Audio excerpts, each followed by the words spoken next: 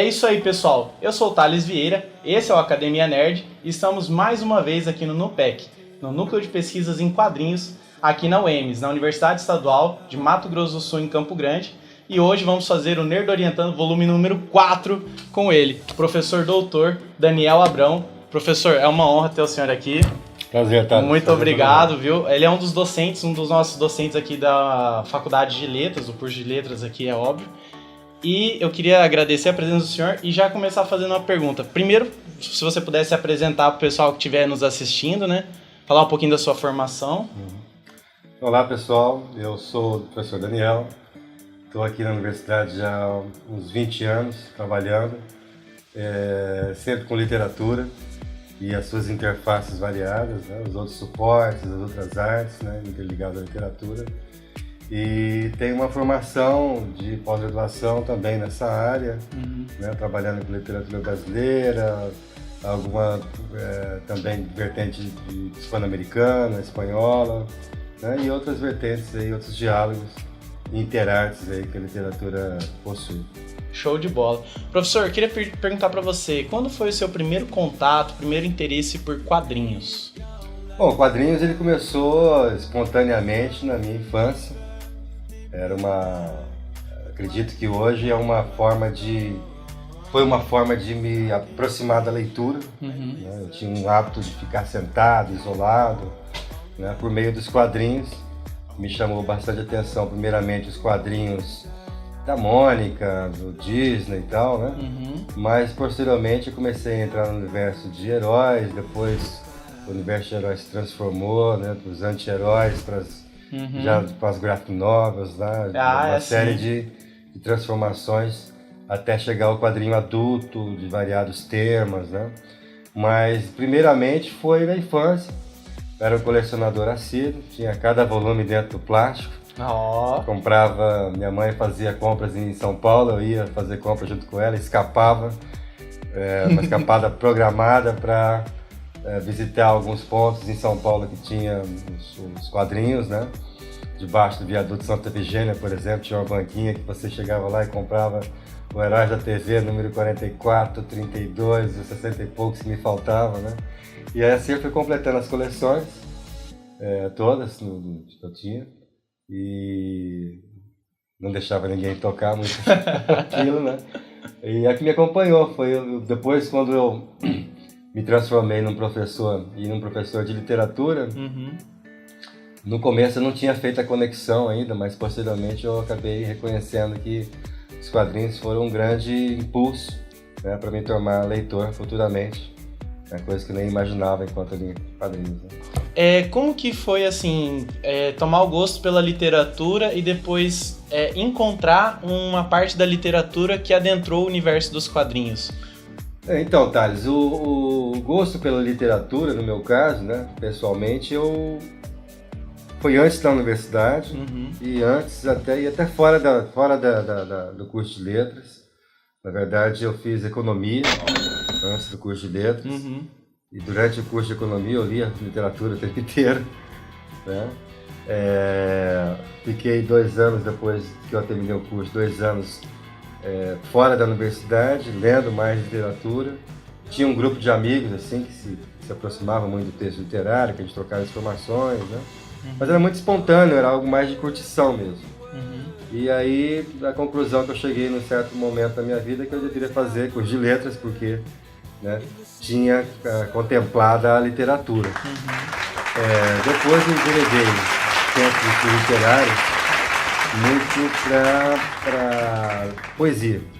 Né? Porque são vários gêneros, são infinitos gêneros aí, gêneros criados aí com uma velocidade muito grande. E eu me aproximei muito da poesia. E também estudos sobre a cultura brasileira, né? Sobre o que representa a literatura dentro de um quadro da cultura brasileira, na trajetória principalmente dos anos 70 para cá. A gente, obviamente, nós somos uma geração muito ligada ao cinema, né? Sim, o cinema foi uma porta de entrada muito grande, né? Para retomar muita dessa literatura que ganhou outra plataforma, né?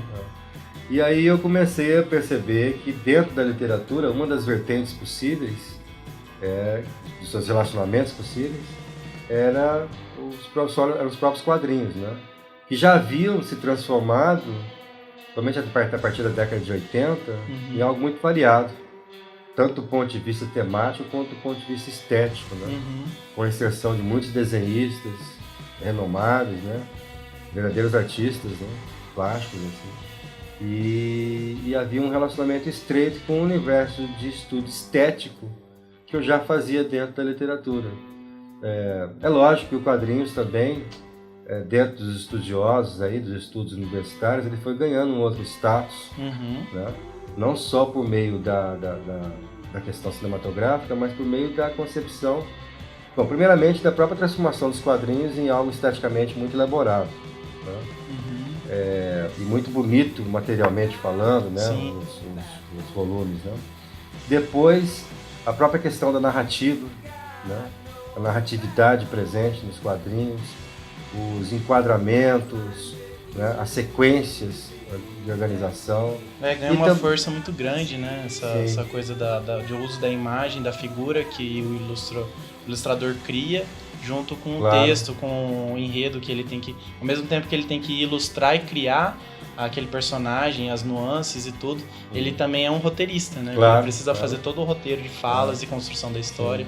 Há um rebuscamento muito forte, como é algo pertinente a qualquer arte, né? Qualquer arte pode ser volátil, pode ser frágil, pode ser muito consistente, pode ser muito bem elaborada, né? Isso depende muito do artista, de cada objeto artístico.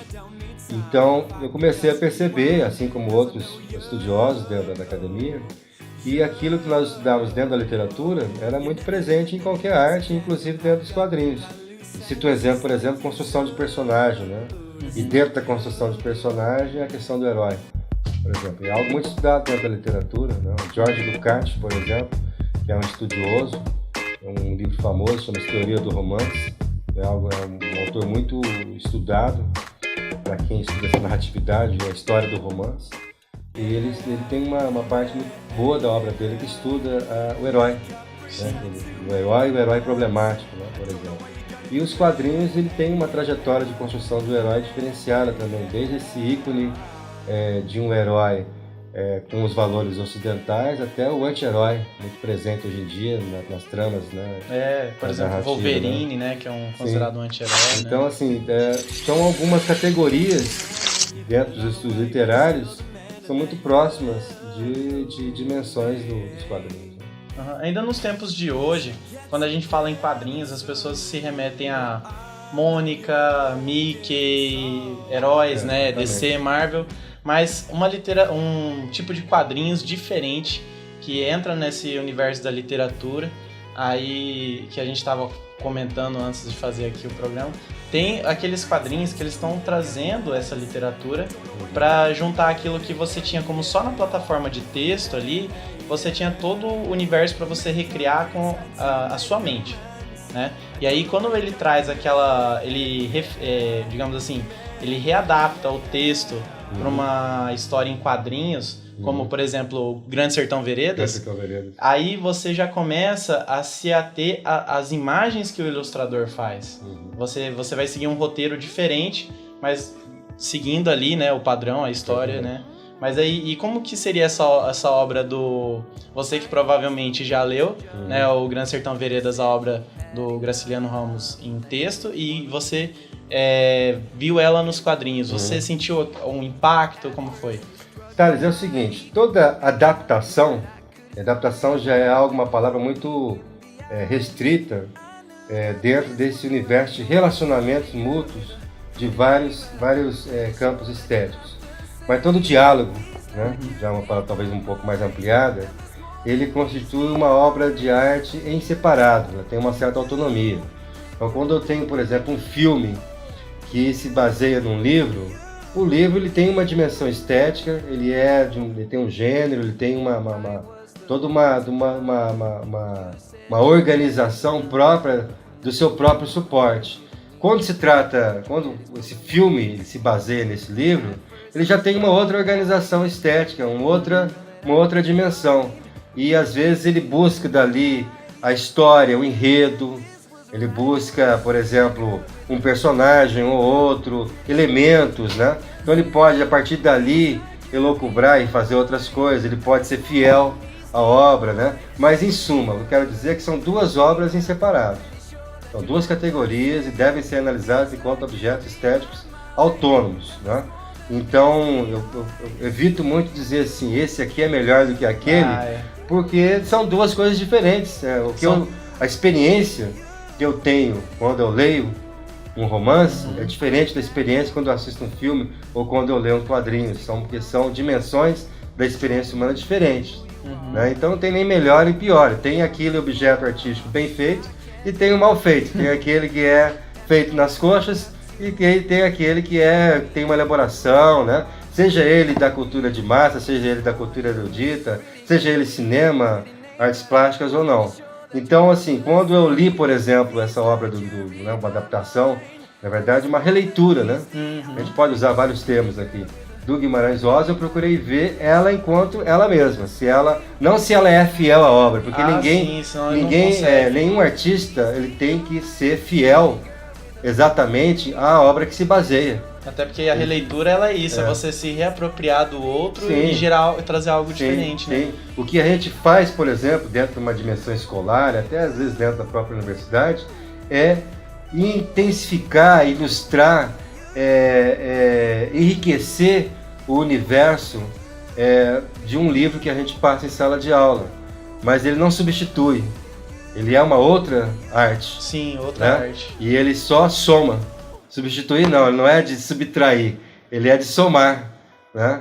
Os quadrinhos eles vieram para somar e não para substituir nem a tradição do romance, porque isso é uma outra experiência estética. Então eu procuro ver, por exemplo, num Guimarães Rosa, num Shakespeare, numa releitura de Shakespeare, por exemplo, numa releitura até num relacionamento estreito com a poesia, eu procuro ver a arte por ela mesma, se dentro dos seus próprios parâmetros que ela cria, ela consegue ter uma dimensão de arte que tem um diálogo com o leitor profundo, que faz uma reflexão sobre a humanidade ou sobre a condição da própria arte de maneira profunda também. Ou seja, se ela tem uma harmonia interna, né? Se ela tem ela tem uma coesão dentro dos próprios parâmetros. Então eu estou sempre falando assim, veja as expressões que eu estou usando, autonomia, referencial interno, harmonia, todos eles têm a ver da arte com ela mesma, né? E não só na comparação com o outro. Então o que eu acho? Uma arte boa, que faz um Grande Sertão Veredas bem feita, eu gosto muito, e gosto também de ler o Grande Sertão Veredas, e são duas coisas diferentes, são duas coisas que podem ser boas ou não, mas são duas coisas diferentes. Tá? E a experiência estética variada é o que conta, às vezes. Às vezes é o mesmo enredo, né? Tem personagens, tem a mesma trajetória e tal, mas a dimensão da arte é completamente diferente, essa experiência é completamente diferente. O mundo simbólico da imagem, por exemplo, é algo completamente diferente do mundo simbólico da leitura, né? Sim, a gente vê pela própria construção de cenários, né? Sim. Por exemplo, enquanto o autor tem ali no livro parágrafos e mais parágrafos para fazer construção de cenário, às vezes o ilustrador ele consegue usar muito menos espaço para fazer tudo isso, né? Aí para fazer esse ambientamento, esse enredamento da localização dos personagens, né? Com certeza. Ele vai usar do recurso ilustrativo que ele tem ali das cores ou então do próprio traço do desenho. Então eu acho muito legal isso que o professor falou, que é em relação à proposta de plataforma, de trabalho ali, muita gente vê as pessoas falando, porque isso é melhor, porque aquele outro é melhor, e quando elas são artes separadas, mesmo que elas tenham um diálogo entre si, uma inspiração pelo mesmo autor, ou alguma coisa assim, é muito interessante você ver a proposta interna daquela obra separadamente, porque toda vez que a gente começa a fazer aquela comparação livro versus filme versus quadrinho versus alguma outra coisa, a gente sempre acaba entrando em alguns conflitos com isso. É que o leigo, geralmente, aquele iniciante no mundo das narrativas, ele tem uma tendência a enxergar o enredo, e só porque copia o enredo faz a comparação entre as artes, mas o enredo é só um dos aspectos da arte, porque toda arte ela tem um conteúdo, ela tem uma ideia, mas ela tem uma materialidade. E a materialidade, ela tem um suporte. O suporte pode ser via universo eletrônico, pode ser pelo celular, pode ser pelo computador, pode ser por materiais de uma arte plástica, por exemplo. Já vi exposições de arte baseadas em obras literárias, né? Que já não é o quadrinhos no relacionamento com a literatura, mas são as artes plásticas no relacionamento com a literatura. E dá para fazer o diálogo entre todas as artes, de todas as formas, entre todos os suportes. O que vai dizer se é bem feito ou não é cada obra, né? Se uma superior a outra.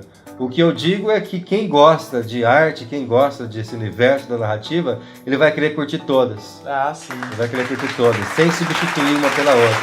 E dentro dos processos escolares também, que é importante frisar, muita gente fala assim, não, vamos passar o filme, porque o filme ele substitui o livro. Isso não vai acontecer.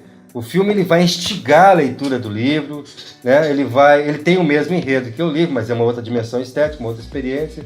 Então ele pode ilustrar a leitura do livro, né? Eu posso, por exemplo, pegar um livro e teatralizar depois, então é o teatro com a literatura. Isso só vai enriquecer o universo ficcional. Sim. E isso é importante, enriquecer o universo ficcional com várias manifestações artísticas. E a potencialidade do universo que a gente tem hoje, em termos de materialidade, né, principalmente com esse alcance eletrônico, o alcance da virtualidade, é incrível. Então a gente tem que utilizar no sentido artístico, assim como o escritor, quando vai também fazer a sua arte, utiliza todo o seu arsenal no sentido de investir naquela linguagem, que é a linguagem literária.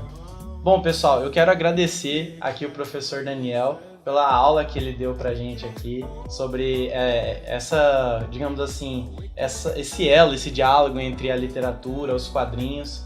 Depois eu quero estar ilustrando para vocês, trazendo algumas das obras que ele vai ceder pra gente poder mostrar para vocês algumas obras em versão de quadrinhos que, como ele já falou, não substitui, mas instiga você a conhecer. Tem várias, né? Tem Grande Sertão Veredas, tem Hamlet. Tem autores de Machado. Tem autores novos também, né? Que são importantes também. Tem um diálogo, até autores desconhecidos que criam, né? Em cima de autores desconhecidos. Desconhecidos para o grande público, né? Não desconhecidos como um todo. Mas os clássicos todos estão aí para serem realizados em forma de quadrinhos. Realizados. E praticamente eu me senti de novo naquela aula de Literatura e Cultura Brasileira 2, que a gente tem no segundo ano aqui, né, no curso de letras. Sim. E mais uma vez eu queria agradecer muito a colaboração, a participação aqui no programa. Esse é o Academia Nerd, a gente vai ficando por aqui. Professor, muito obrigado. E nós nos vemos no próximo Nerd Orientando, beleza? Curta esse vídeo, compartilhe com seus amigos, marque seu amigo nerd, deixe uma crítica, uma sugestão, um comentário, vai ser muito bem-vindo. Compartilha nas suas redes sociais. E para você que é nerd em qualquer grau, gênero, categoria, level ou disciplina, não importa, não temos preconceito nenhum. Junte-se a nós por um mundo mais nerd.